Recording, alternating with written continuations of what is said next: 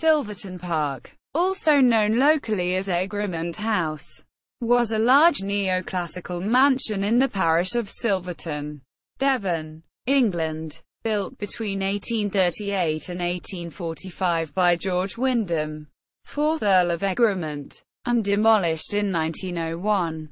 It was, according to the architectural historians Nikolaus Pevsner and Bridget, an extraordinary design, entirely clothed in colonnades. But in the opinion of Bernard Coleridge, 2nd Baron Coleridge, was a monstrous Italian house.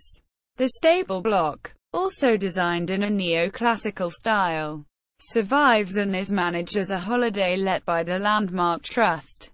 Construction. Silverton Park was built by George Wyndham, a British naval officer who retired from the service in 1825.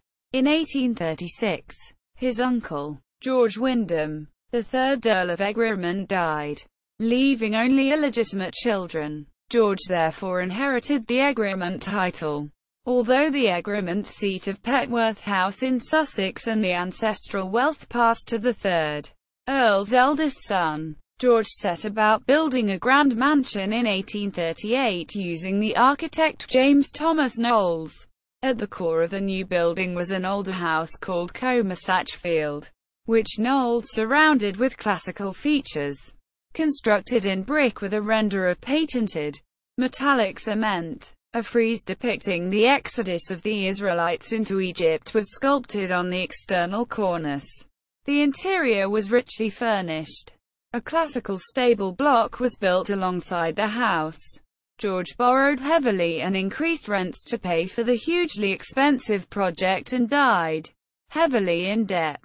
In 1845, destruction and later use. Silverton Park was uncompleted when George Wyndham died. His widow died in 1876, but attempts to sell the property failed. The contents were sold off in 1892, and in 1902 the house was demolished, although the stable block was converted for agricultural use.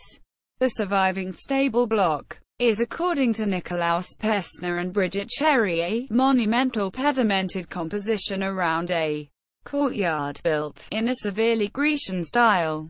It is the only surviving remnant of the house and was acquired in 1987 by Sir John Smith, founder of the Landmark Trust, who sought to prevent it being converted into flats.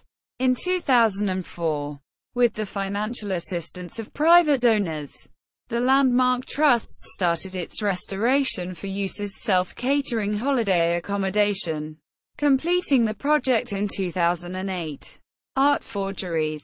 The art forger Sean Greenhalgh and his father acquired a copy of the 1892 sale catalogue and used the unillustrated catalogue descriptions to recreate items, for which the catalogue was used to provide spurious provenances.